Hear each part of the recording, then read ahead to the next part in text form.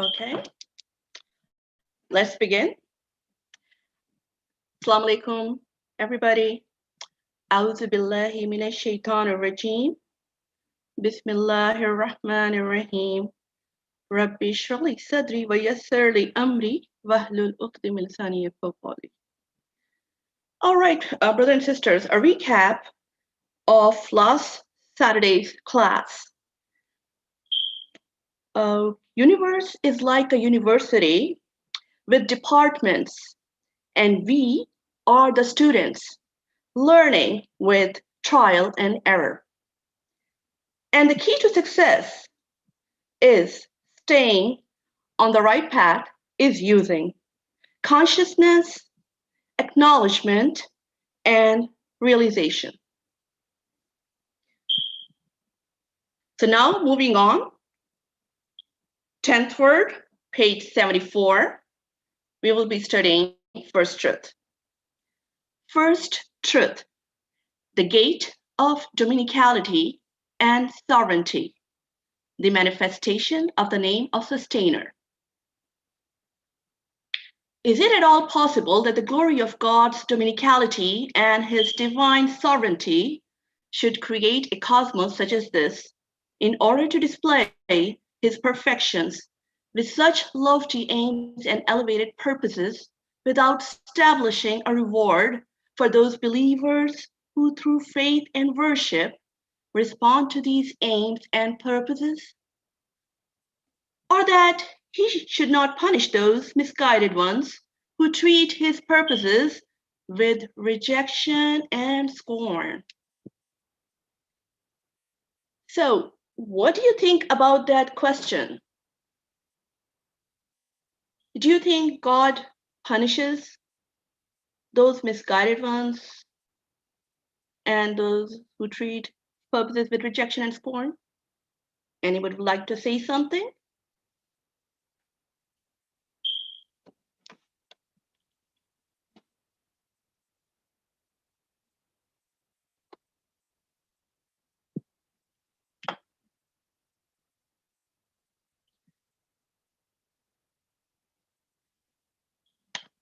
I think Jabin had her hand up. Okay, thank you. Go ahead, please. Oh, no, sorry, that was my mistake.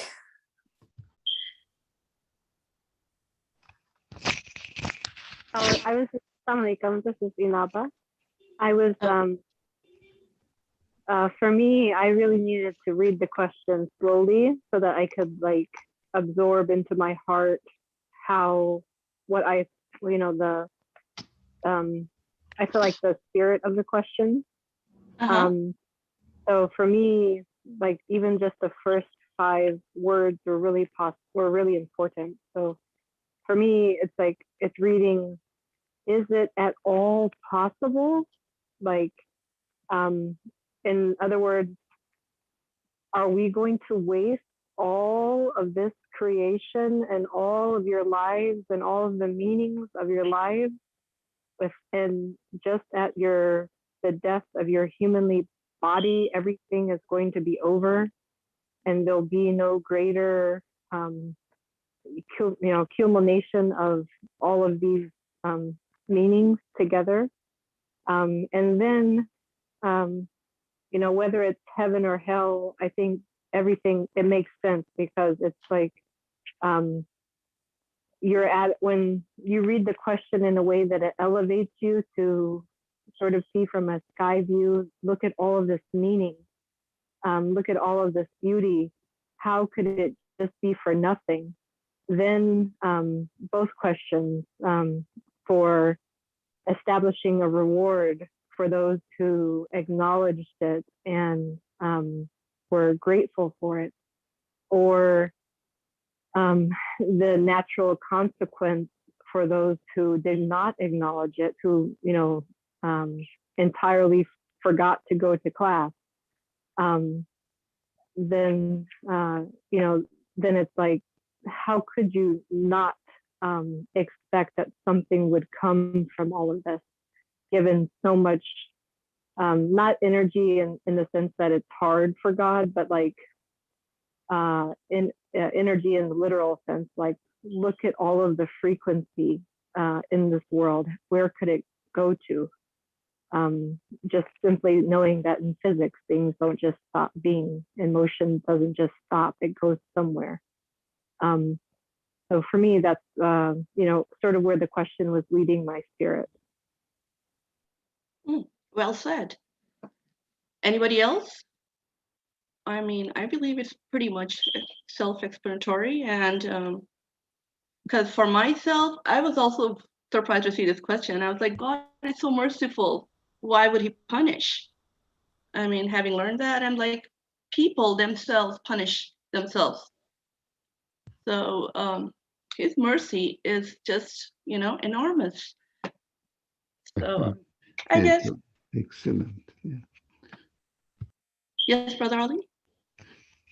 That's an excellent question. It's very often asked by anyone, including the believers and deniers. The perfect question. Yes, definitely, if there is something purposefully performed, there must be a consequence of it. That is inevitable not to have these consequences. But the problem is whether the creation is out of mercy and the creator must be merciful. This merciful creator punishes or gives reward. According to the quality of mercy, which is ingrained in the manifestation of this universe, we understand a merciful creator must reward for those people who use his art, his work, his creation in the way that it is created for. He appreciates it. For example, I will give you a very, I'm thinking about a very simple, practical example. An engineer designed a machine, and the machine seems to be very useful for human life and practical. And the person is using this gadget, this production, in the way that it is made for, perfectly. I feel through my human feelings, that is the only criterion I have anyway to make a judgment or to come to a conclusion. The engineer, if I were the engineer, I would be very happy that the people are enjoying my production in the best way. But that makes me happy. I will say, oh, this people deserves more. I would reward them more, give more complicated, more beneficial productions if I can make it. Of course, as a human being, if I can make it, but the maker of the creator, this is not a question of if. It is obvious that his qualities are infinity, can do everything, the whole universe witnesses that reality. So if we apply this simple analogy to the creator of the universe, not if he can, definitely he will reward more. That is understandable. How about the one who doesn't use the production for the purpose it was produced? That is interesting. Do you think the engineer is, as an engineer yourself, for example, I'm thinking of myself, I am the engineer. I made a production. It is very useful for human being. And there's a guy out there, takes my production, uses it, not for the purpose I made it, I produced it, but uses completely, maybe destroys it, or for another purpose which doesn't function. I am asking the same question to myself. As a compassionate producer of the machine, I wanted to help the people. So this person did not use my machine, my production, in the best way, destroyed it, maybe insulted it. I wouldn't be happy. Definitely, I wouldn't be happy. That is my human feeling, which is given to me in order to understand my relationship between me and my creator. So that is an analogy. I say, if I'm not happy, it means my creator has given me this sense in order to understand that in this case, he is not happy, but it is a guidance for me. My way of being created is a guidance for me to understand my creator, how he treats me, how I understand he will treat me. So I have to use my feelings in order to come to a conclusion which kind of treatment I will receive from my creator if I destroy his production of the universe or myself. The same thing, I am the production of the same maker. I wouldn't be happy, come back to the example of the production as an engineer, the person that doesn't benefit, doesn't use my production in the best way. I wouldn't go and beat him up. This is the very critical point. But we said we understand the reward, but we find it difficult to understand punishment. That was the question, actually. Does merciful God punish those people who misuse his production? Himself, the person himself, herself, or the universe denies the purpose of its existence. That is the question. So we have to concentrate here. At this point, this is the junction point now of all arguments going on in the minds of the people, in the pages of the philosophical works, and especially in the publications or any other productions of people who don't want to submit themselves to God, which we call them deniers of the truth. Now, I wouldn't go and hit this man. Why didn't you use my production in the bad way? But because this man doesn't benefit from the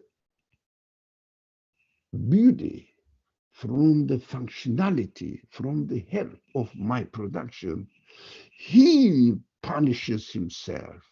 That is how the universe has been established. He makes himself deprived of the benefit of my production.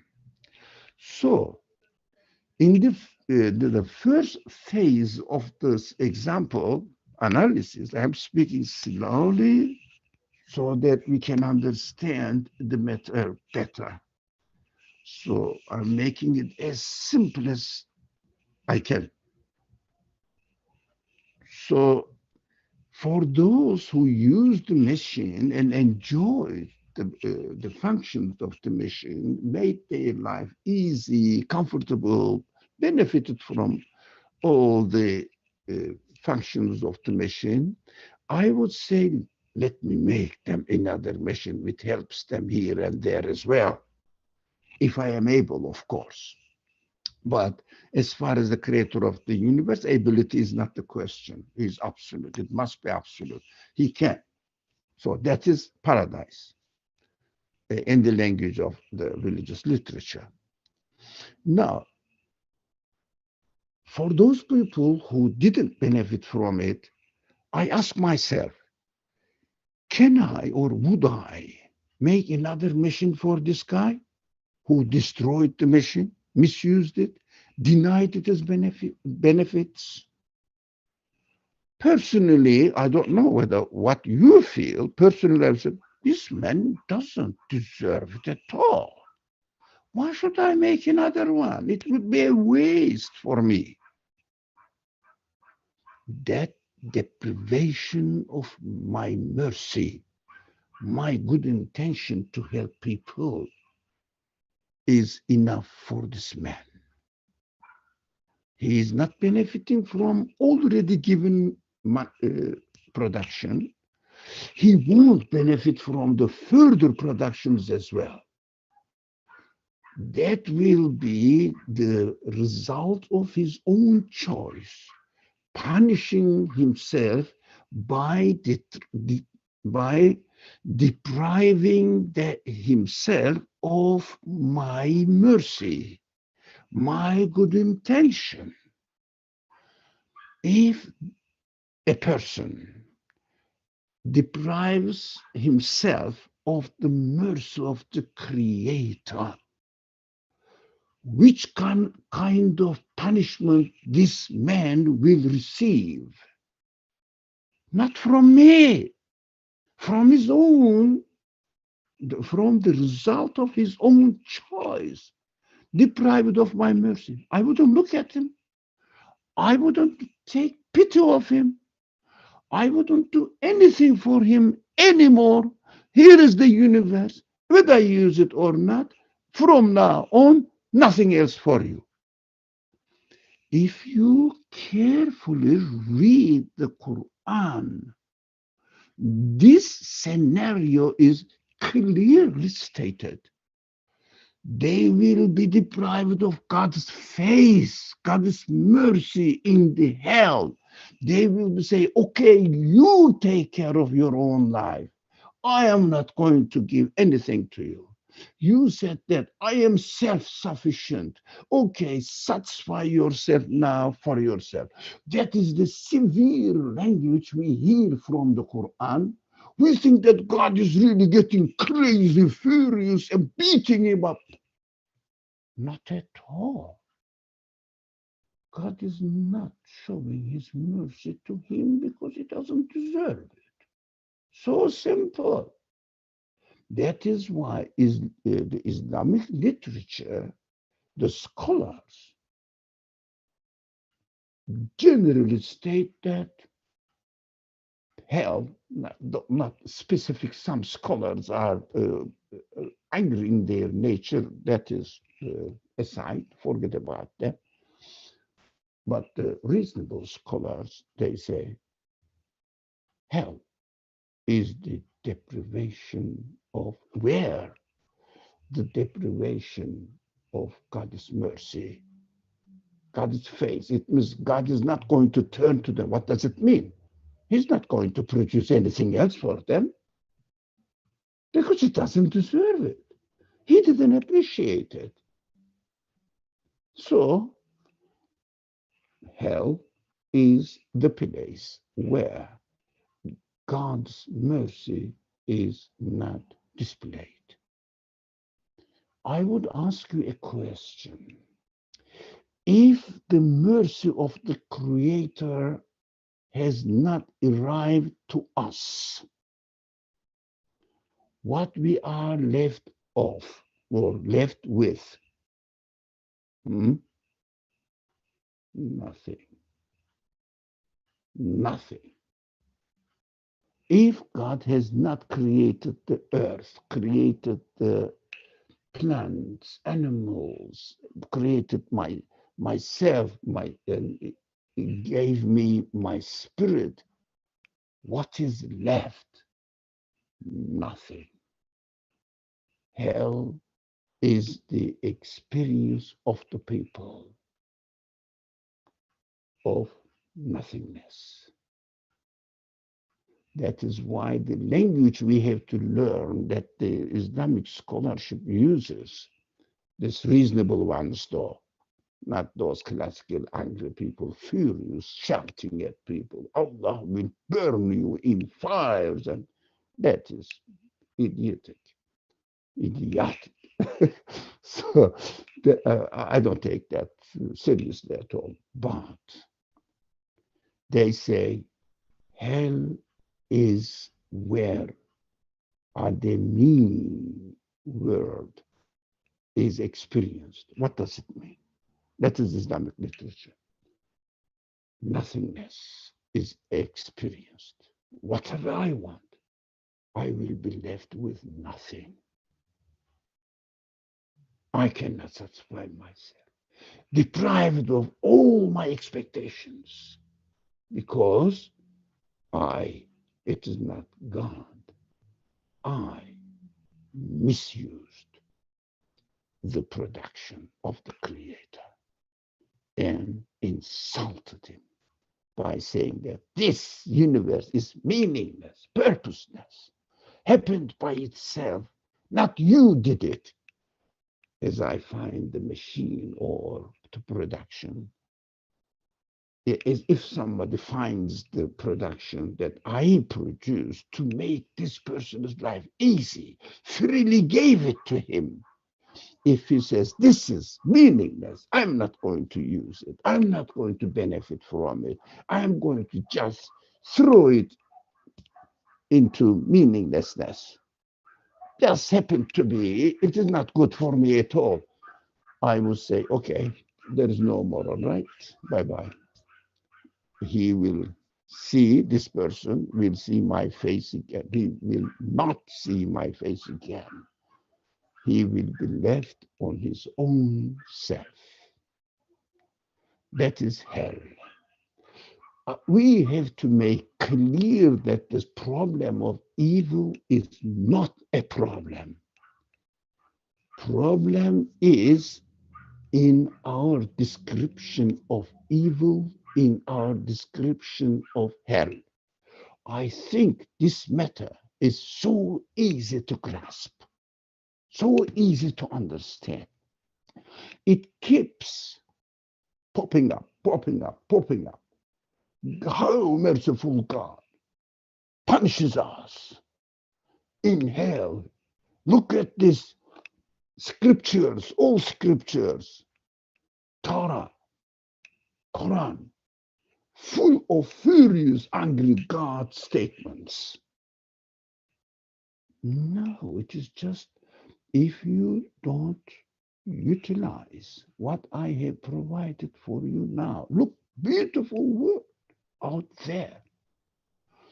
Just get to use it in the best way, benefit from it, be happy. It is prepared for you for nothing. You didn't pay for it anything. Just given to you freely out of mercy. You said it is meaningless, purposeless. I'm not going to use it. I'm going to throw it into trash can. All right, you can do it, but no more. No more. You deserve nothing. That is why Islamic literature clearly states that paradise is the mercy of God. Hell is what the person himself, herself deserves. That makes absolute sense to me. I really appreciate this matter as clearly stated in the Quran. If only we can read the Quran properly, how all these visual descriptions of the hell and paradise is for us to understand how horrible the life will be in hell position, again, position, and paradise. Description of the paradise position, you will yourself experience it within your own self. That is how perfectly human beings are created. We have to make this matter clear in our mind, that description of hell burning again and again and again the body, it means when I deprive myself from the mercy of my God, of course, I will be suffering again and again and again from the mercy. I will be left on my own self. I think this matter, just I wanted to make it for myself solved for all, inshallah. Thank you. Thank you. Very clearly said. Yes, Sharani family, please go ahead, please. For me, there's been a journey with both these words and then the understanding as well. So first, I'd like to explain how I have sort of come to understand Rahma in a different way.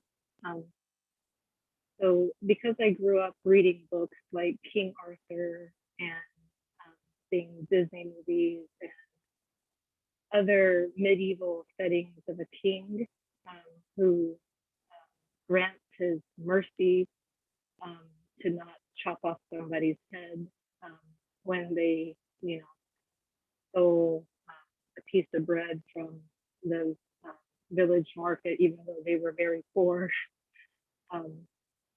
I always associated mercy with just like it's a very fine line of I was going to punish you and then I decided not to. You've been granted mercy. And so mercy from my life experiences has it has actually I've never been able to put it into the equation of a problem of evil and come out with something that is very clear. And however, I've been also considering if another possible use of the word rahma could be loving care and or anything of love and compassion. Because then if I put it into this equation now, I think I get to a different place. For example, we know that God knows all of the. Can you not hear me? Is that what you're saying? Is that what you're saying, that you can't hear me? The voice very difficult to follow for me. I don't know for the others. For example, Azime's talk is very clear, but maybe you will be a bit closer and constant to the mic. I understand. Is this better now? Yes. Yes. Okay, thank you. So I was trying to explain how, I said there's two parts to my comment. One is I want to show how I had to actually change the meaning of the word rahma for myself because of my cultural context, and then how I then applied that to the problem of evil and the problem of the hellfire and everything. So for me, because I grew up reading books of King Arthur and watched Disney movies and other places where the word mercy was used by a king who, was about to punish a poor man for stealing bread from the marketplace, for example.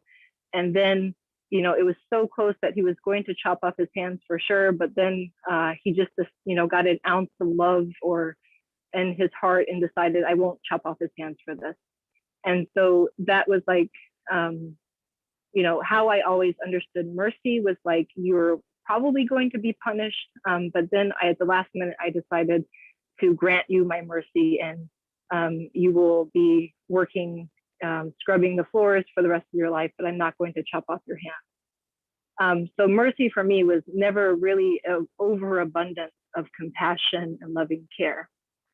And so in another Risale study group, we started considering what it would be like if we used the word loving care for rahma or compassion, or instead, and then apply this to the problem of evil and the problems of the hellfire.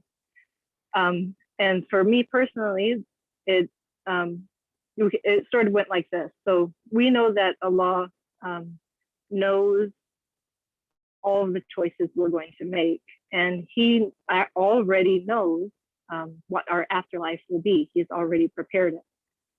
And so in that way, since Allah already knows the result of my life, this life is not for Him to necessarily test me and therefore find out the results, but rather for me to find out the results of my own life. And in that case, find out the question to what everybody wants to know: who am I? And so when I think of it this way, who am I is the question that's answered at the end of my life. And will I receive God's loving care, or will I be distant from it, or not be receiving His care, His loving care? Is simply a question of, am I open to His loving care, and am I lovable? Not in the sense of like, am I good enough to be lovable, but do I allow myself to be loved by Him, and to be lovable, also to love Him back.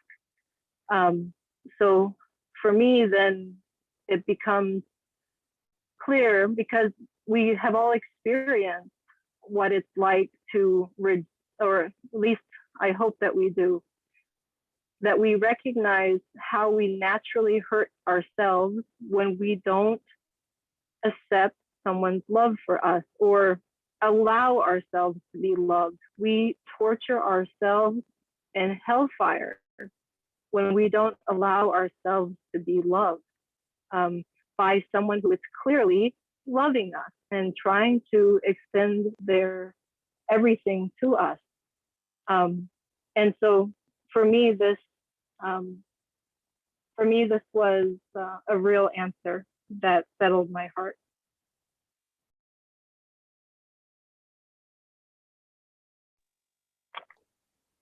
I'm finished now. All right, thank you.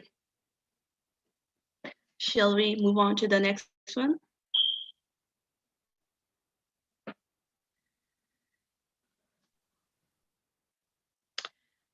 Okay, second truth. The gate. Yes. Ali Murmur has his hand up. Okay, go ahead, please.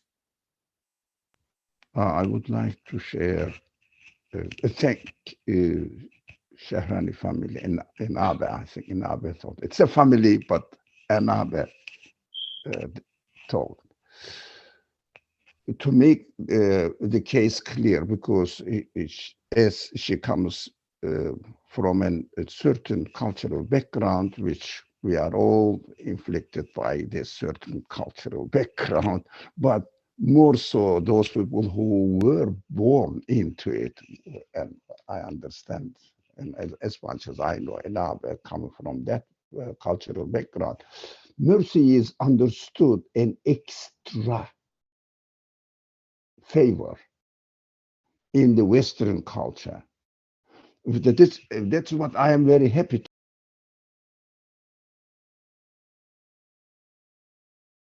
You're muted. Coming from Western culture, Western means really non-scriptural philosophy. It means human reasoning by himself tries to understand his own problems without giving the possibility that there may be a creator. Let me think. It is the possibility. No, they said any kind of thinking which leads me to the Creator must be rejected. Closed-minded. There was an excellent book, actually. It is a very interesting book. It was very famous when it was published first. I think the title of the book was The Closing Minds of American People or Americans. Closed minds or something like that. I forgot it. The Closing of the American Minds. Thank you very much. It's a very excellent book, actually. Lots of things, not necessarily American mind, actually, but more so in American mind. I don't know why. But people don't think deeply. Just say, oh, that is the life. I have to take care of it. And my aim is just to fulfill my American dream. But by having a car, house, family established and die and got rot. So that is American mind, they say. Okay, in this culture, mercy is understood something extra, but in Islamic culture, mercy means the creation itself manifests that it is absolutely free for you. That is what this clarification is needed to be made. That is why we have to be careful when we use the mercy, maybe compassion of the Creator, but more so the act of creating is absolute sign of mercy, because absolutely free given to us. Our own existence, the existence of the universe, all the qualities manifested in the universe of the Creator presented to us, and we are given the ability to comprehend them, to appreciate them, to understand them, and to assimilate the conclusions into our own being. Free. We paid nothing for it. Very physical example, I paid nothing for my eye, my ear, my brain, my feelings, all my feelings. I paid nothing for the beauty of the creation out there, the benefits I get from them, free. That is meant by mercy in Islamic culture. So we may, yes, that was an interesting point, an important point to make the distinction between cultural background of the people. So when we use mercy, we have to really use the qualifications for it, such as mercy in creating, mercy in treating us in this world, and also educating us, for example, in the educational institutions. The institution tries to teach everything at the highest level to the students, provides everything, but not every student benefit from it. So when a person did not benefit from it, still he is expected as a human being to appreciate the merciful establishment of the institution of education, this educational institution. So he must appreciate it, although he didn't benefit from it. He would say, that is my choice. I am deprived of myself from the mercy of the institution of education. So I remained ignorant, deprived of all the knowledge which was possible to obtain from this institution. Now I have nothing. I didn't benefit anything from it. So he must blame himself, not the institution. Exactly in the same way, I should blame myself if I don't appreciate the merciful, compassionate act of creation out there and within myself. I would just blame myself if I don't appreciate it, if I don't benefit from it. Therefore, consequently, if I deprive of the mercy of the Creator in my existence, then I am suffering by myself. I am left alone by myself. That is my conclusion. But that clarification was needed, and thank you very much. You know, there's somebody in this culture, although another described it perfectly, but I am just repeating in order to remind myself. In this culture, if you get angry with somebody and try to beat him up or push him in the prison somewhere, in any kind of punishment, in Western culture, mercy, mercy, mercy, please. That is what is used. But in Islamic culture, afu, maghfira, treat me with your mercy. These are the languages. Please ignore my mistakes, forgive my mistakes. Especially the word afu means just eradicate it, completely delete it.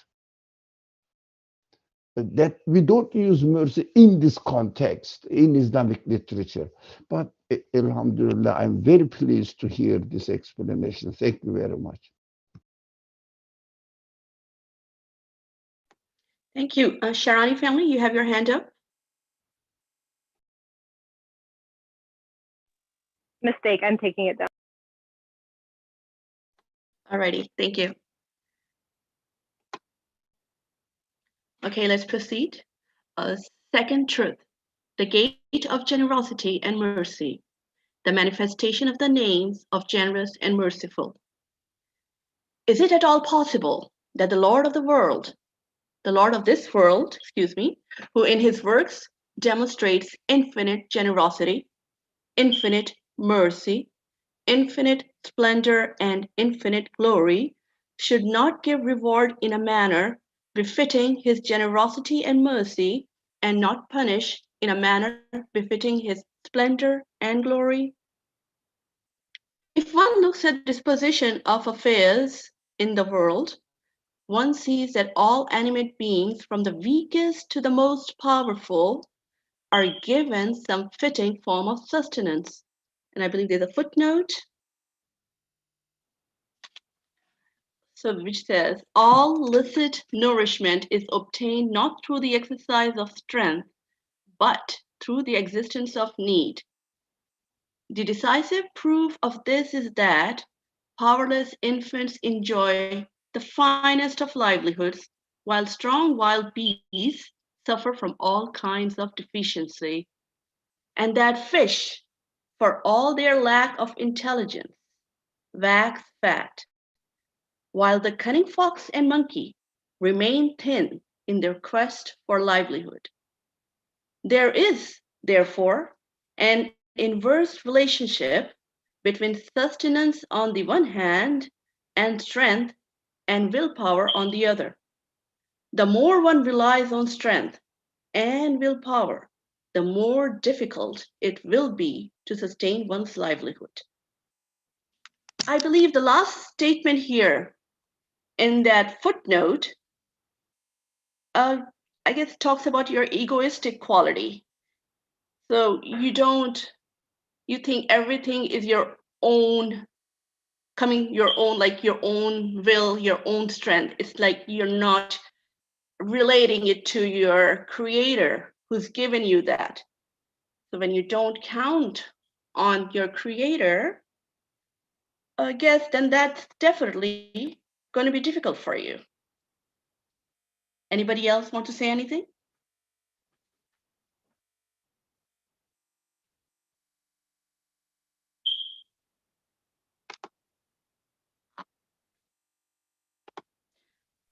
Yeah, you're right.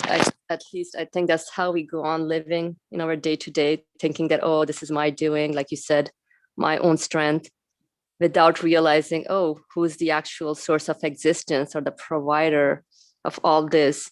And so when I live with this kind of egoistic attitude, or if I'm living with my ego, then you're right. I agree with what you said, Azima, about life becomes like a struggle, as opposed to we see how little infants, innocent, everything is just being taken care of. I think that's the best, state of being to be in, where I'm needy and impotent and things are provided to me. So alhamdulillah, that was a nice reminder. Thank you.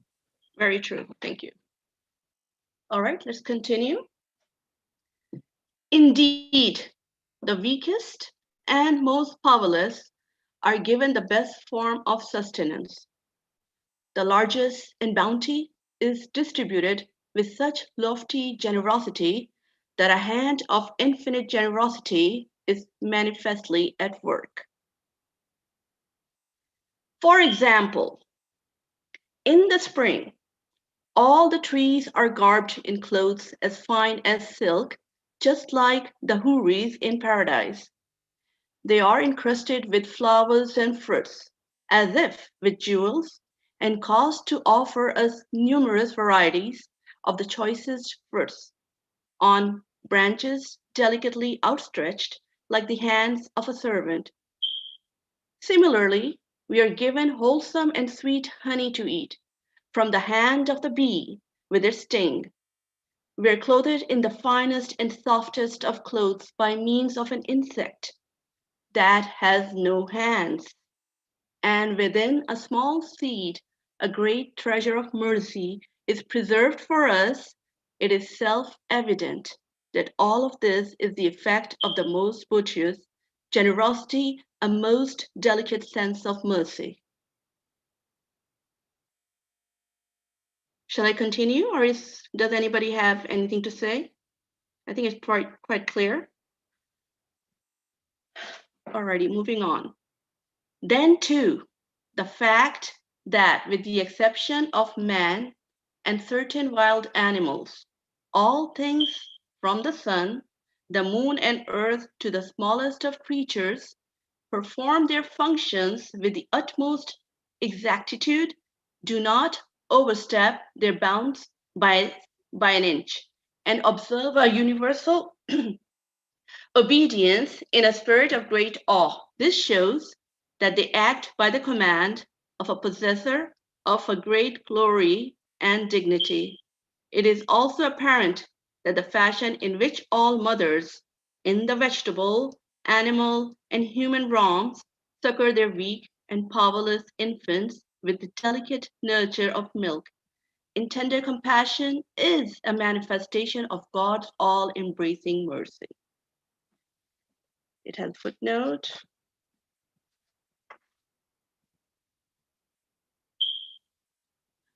Okay. So the fact that a hungry lion will prefer its offspring to itself and give to it a piece of meat it would otherwise have eaten, that the cowardly rabbit will attack a lion in order to protect its young, that the fig tree contents itself with mud while giving pure milk to its offspring, the fruit. This shows to anyone not blind that they act in accordance with the commands of a being infinitely merciful, generous, and solicitous. Again, the fact that even unconscious plants and beasts function in the wisest and most conscious of fashions demonstrates irrefutably that one utterly knowing and all-wise has set them to work and that they are acting in his name. Wow.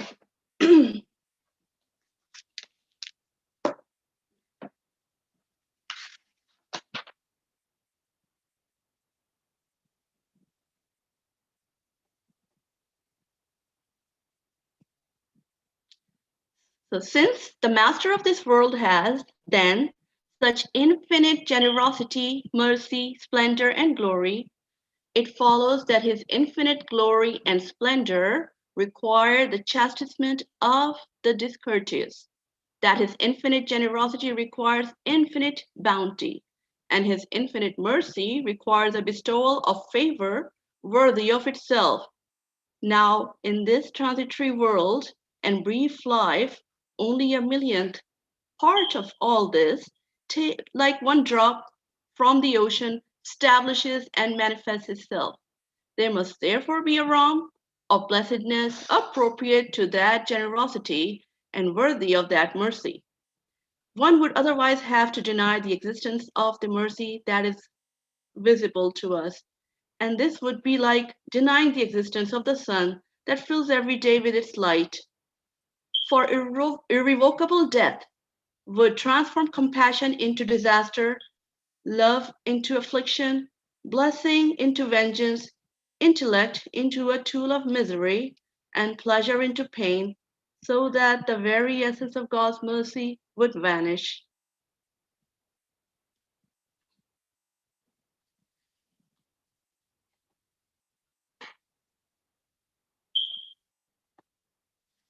So there must, in addition, be a realm of punishment appropriate to God's glory and dignity. For generally, the oppressor leaves this world while still in possession of his might, and the oppressed while still subjected to humiliation. These matters are therefore deferred for the attention of a supreme tribunal. It is not that they are neglected. It sometimes happens too that punishment is enacted in this world. The torments suffered by disobedient and rebellious peoples in previous centuries show that man is not left to his own devices and that he is always subject to the blows that God's splendor and majesty may choose to inflict on him. So good so far. I believe it's understandable.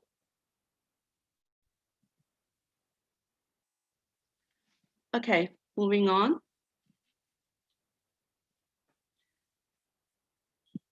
Is it at all possible that man should have the most important duty in all of creation and be endowed with the most important capacities, that man's sustainer could make himself known to him with all his well-ordered works, and man should then fail to recognize him in return by way of worship, or that God should make himself beloved of men through the numerous adorned fruits of his mercy, and man should then fall to make himself beloved to God through worship, or that God should demonstrate his love and mercy to man through his variegated bounties, and men should then fail to respect him and thanks with praise. Is it all possible that man should remain unpunished, left to his own devices, or that powerful possessor of splendor and glory should not make ready for him a realm of requital? Finally, is it at all possible, on the other hand, that he should not prepare a realm of reward and eternal bliss for those believers who respond to the merciful and compassionate one's making himself known by recognizing him in faith, to his making himself beloved by loving him in worship, and to his mercy by offering thanks and veneration?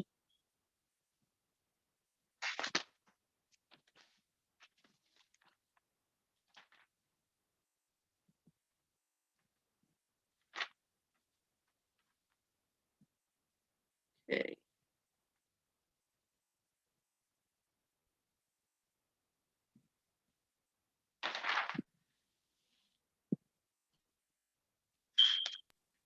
I mean, for me, it's again clearly saying like, when we finally meet, you and I, what is this relationship that we are going to have with each other? Was it one where I recognized your love for me and I also loved you and there was a relationship of love between us?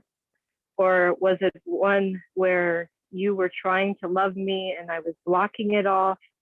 And when I get there, we have this when we finally meet, we have this very dysfunctional relationship where I just can't, like I've never known who you are, and I never believed that you loved me, and so it's just this place of hurt, and so this is what's speaking to me,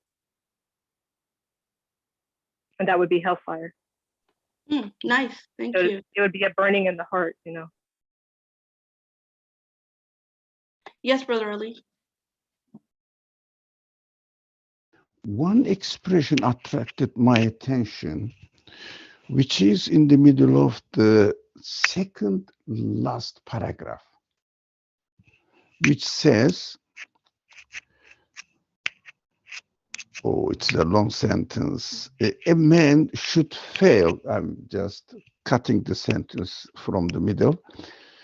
Should make himself known to him, the sustainer, the creator, the bestower of all this beautiful creation to human beings, should make himself known to him, manifest everything to him, with all his well-ordered works, perfectly arranged works, of course, or that God should make himself beloved of men. Look, as a consequence, we have to love. Beloved of men, if somebody really helps me and behaves towards me or treats me in a very generous way, of course, if he's not expecting anything in return from me, I would love him. But if somebody says, okay, do this job, I will give you that amount of money, I will say, okay, it is a work contract. I will do that, he will pay me. No, completely free, and I don't have to work at all. The only thing remains on me that I love this person. So that is so far so good. So he himself, the maker himself, make himself proud of men through the numerous adorned fruits and his mercy, and men should then fail, if man fails, to make himself proud of God. That is the critical language. So I have to love him, the one who treated me in the best possible way, gave me everything freely. Now, and then I have to love him so that this person will give me more and will love me as well because of my positive, if you like, respond back to him. So if I don't do that, if I say, for example, he gives me everything, I even don't turn my face to him and even say thank you. I say, oh, that is what I found on my table. It happened to be naturally there. And the man who put every beautiful thing on the table is just standing on top of me, watching me. Oh,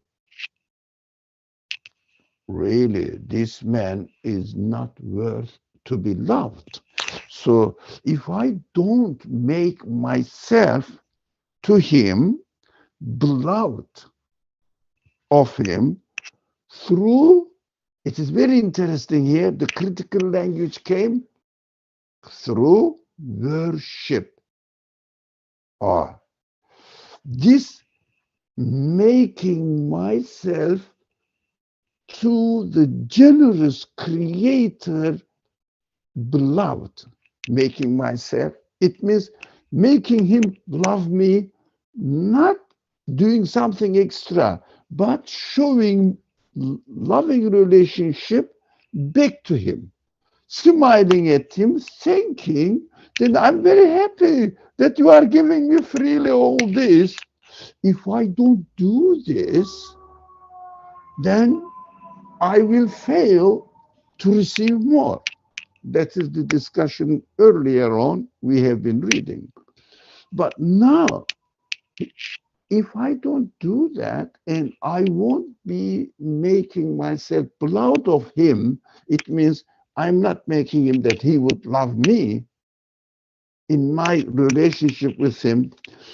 This is the gist, the crux of worship. What does it mean? I see every created thing is freely given to me.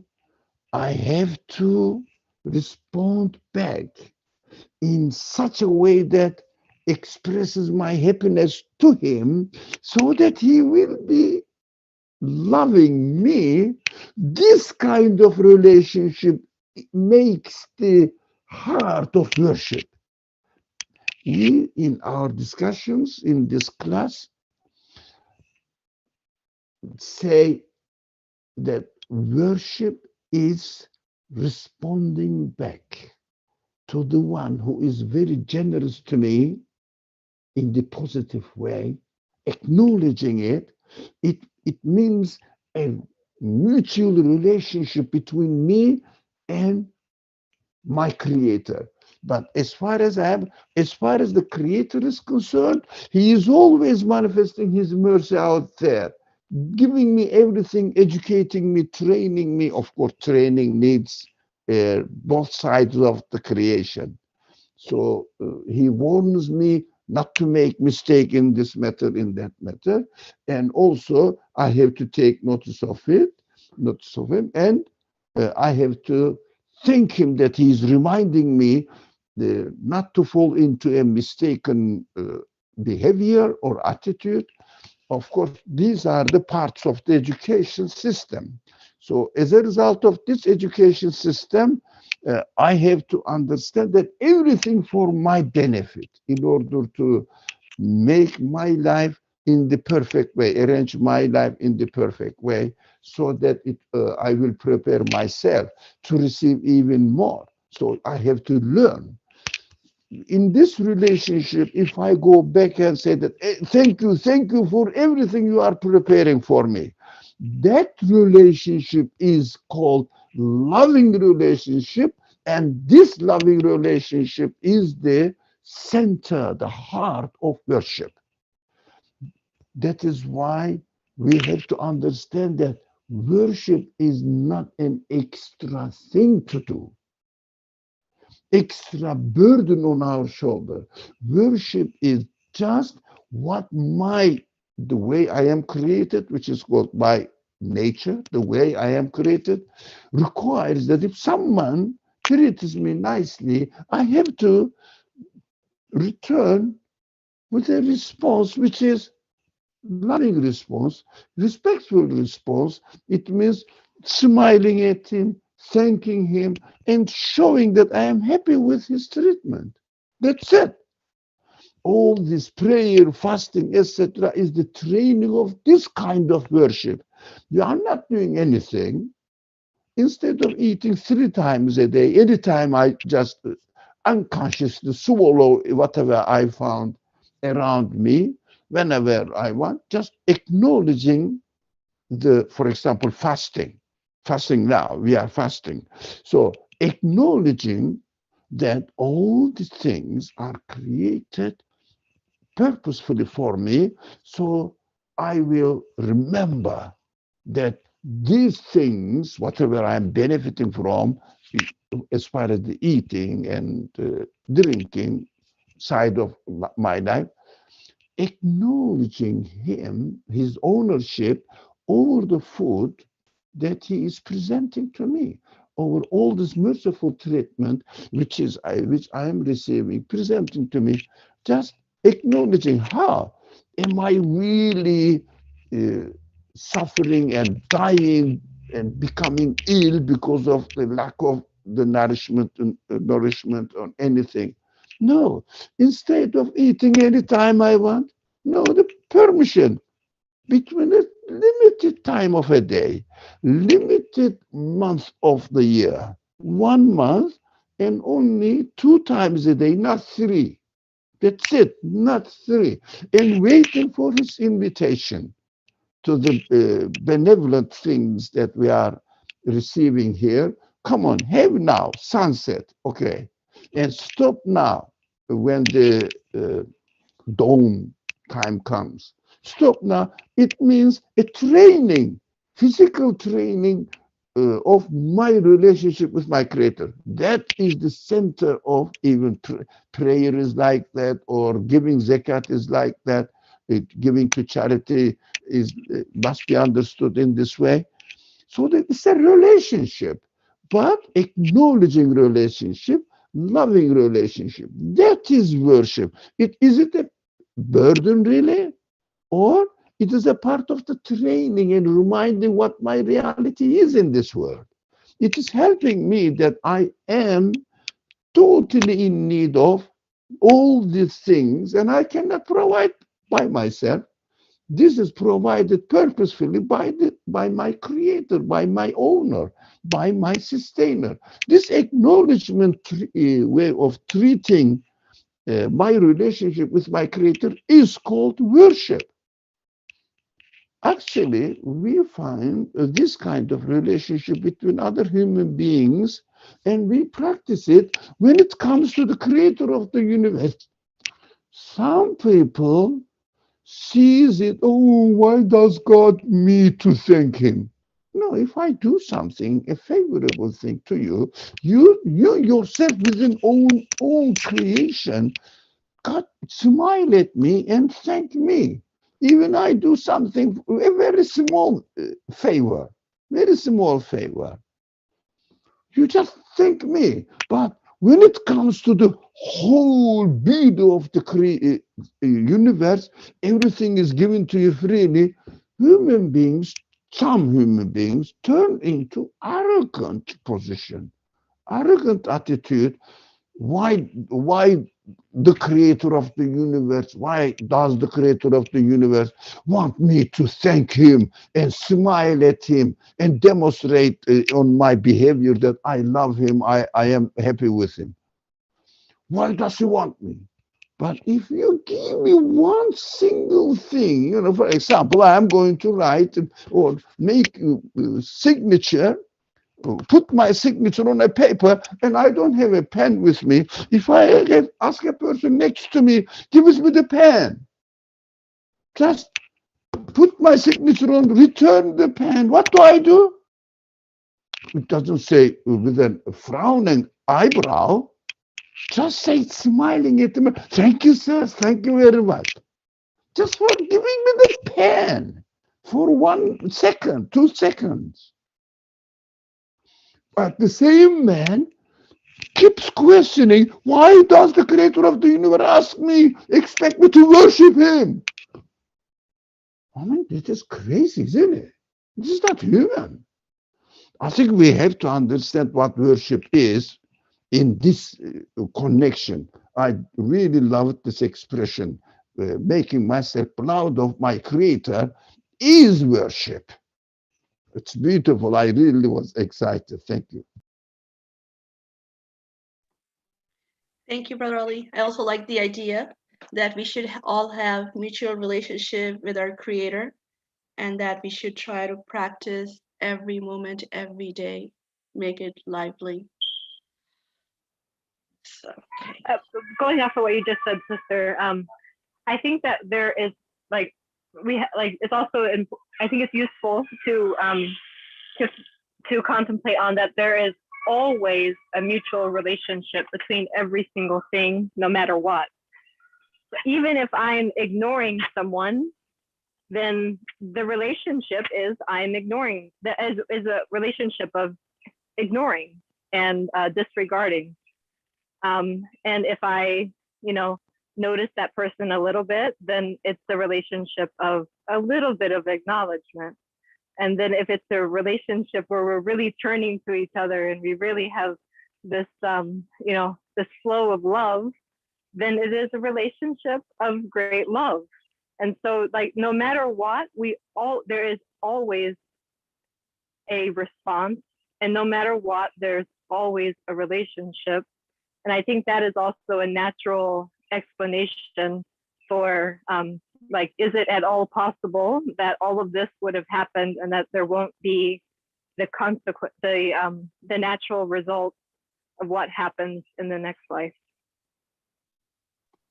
Very true.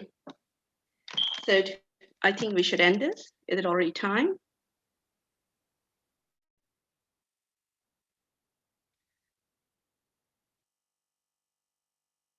Okay. Let's make dua. Subhanaka la ilmana illa ma 'allamtana innaka anta alimul hakim. Surah Fatiha. Thank you all.